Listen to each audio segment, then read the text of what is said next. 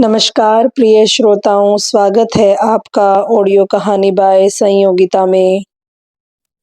जहाँ इतिहास सांस लेता है, जहाँ शब्दों की ध्वनि कर्णप्रिय संगीत बनकर आपके हृदय तक पहुँचती है और जहाँ हर पात्र केवल कहानी नहीं, बल्कि जीवंत अनुभव बनकर आपकी आत्मा को छूता है। पिछले भागों में आपने सुना भीष्म की प्रतिज्ञा, अम्बा का शाप, विचित्रवीर्य की मृत्यु और कुरुवंश के भविष्य को हिलाने वाले कठिन निर्णय। लेकिन आज भाग 7 में आप प्रवेश कर चुके हैं उस युग में जहां कौरव पांडव अभी बच्चे थे, पर उनका भाग्य, उनका भविष्य, उनकी नियति सब कुछ तेजी से महाभारत के युद्ध की ओर बढ़ रहा था। हस्तिनापुर का राजप्रसाद अब पहले जैसा नहीं रहा था। सिंहासन अभी भी खाली था। धृतराष्ट्र और पांडु, ये दोनों कुलीन राजकुमार बड़े हो रहे थे। सत्ता का भार भीष्म संभाल रहे थे, पर मन कहीं खाली था। एक दिन एक दिव्य पुरुष दरबार में प्रवेश करता है। कमर तक बढ़ती दाढ़ी, आंखों में अग्नि, देह पर तपस्या की छाप, हाथ में धनुष, कंधे पर वेदों की गरिमा। वह थे ऋषि द्रोणाचार्य। भीष्म ने तुरंत पहचान लिया कि यह कोई साधारण ब्राह्मण नहीं। उनके भीतर एक अद्भुत तेज था। और तभी द्रोण ने कहा, महाराज, मुझे ऐसे योग्य शिष्यों की आवश्यकता है जिन्हें मैं संपूर्ण युद्ध कला का ज्ञान दे सकूं। भीष्म मुस्कुराए। उन्होंने समझ लिया भाग्य स्वयं उनके द्वार आ चुका है। अगले ही दिन सारे बालक गुरु द्रोण के सामने उपस्थित हुए। दुर्योधन और उसके 99 भाई, युधिष्ठिर धैर्य की मूर्ति, भीम बल का स्रोत, अर्जुन एक शांत लेकिन तेजस्वी आंखों वाला बालक, नकुल सहदेव सौम्य और अनुशासित।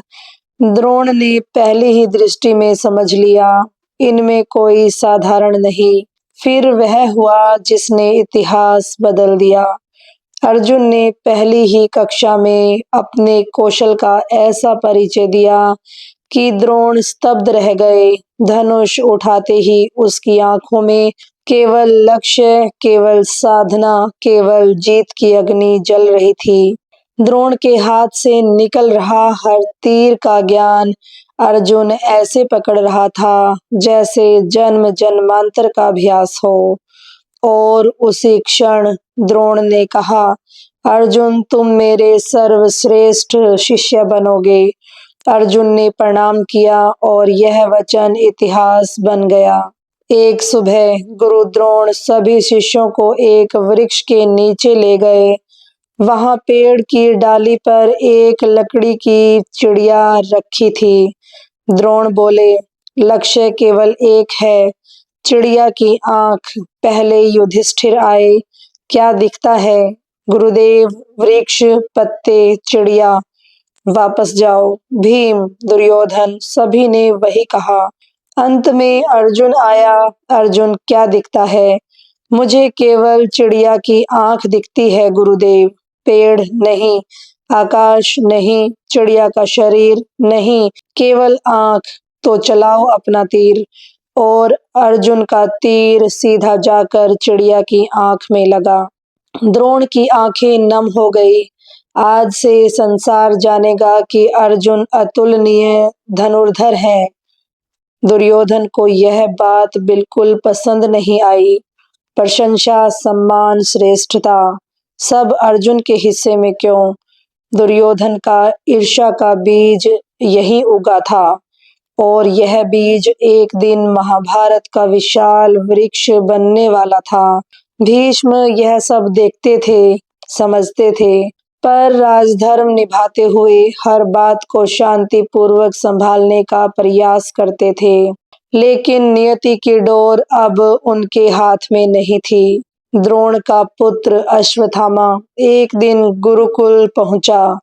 अर्जुन ने उसका स्वागत किया। दुर्योधन ने उसे अपनी तरफ खींचने की कोशिश की। यह लड़का आगे चलकर महाभारत का सबसे भयानक योद्धा बनने वाला था। उसकी नजर में अग्नि, उसके हृदय में कठोरता और उसकी नियति विनाश की ओर जा रही थी।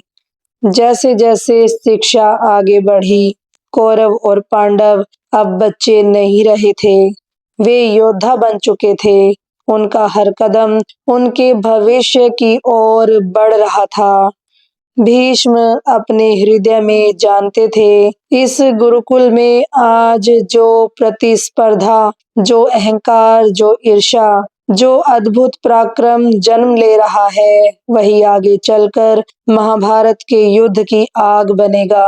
पर वे मौन थे, कर्तव्य से बंधे हुए, और नियति अपनी राह तैयार कर रही थी। आपने सुना भीष्म पितामह भाग 7, जहां द्रोणाचार्य का आगमन, कौरव पांडव का प्रशिक्षण और अर्जुन के अतुलनीय कौशल ने महाभारत की नींव को और मजबूत कर दिया। इस महागाथा के अगले भाग में आप जानेंगे कि गुरु द्रोण किस कारण अपने ही प्रिय शिष्य अर्जुन के विरुद्ध कौरवों के पक्ष में खड़े हो जाते हैं, कैसे पांडव कौरवों का संघर्ष पहली बार खुलकर सामने आता है, और कैसे नियति अपने अंतिम रणभूमि की तैयारी कर देती है। भाग 8 जल्द ही प्रस्तुत किया जाएगा। अगर कहानी पसंद आई हो तो लाइक, कमेंट, शेयर और सब्सक्राइब करना ना भूलें। आपका प्यार ही ऑडियो कहानी बाय संयोगिता की असली शक्ति है। मिलते हैं अगले भाग में, तब तक के लिए धन्यवाद।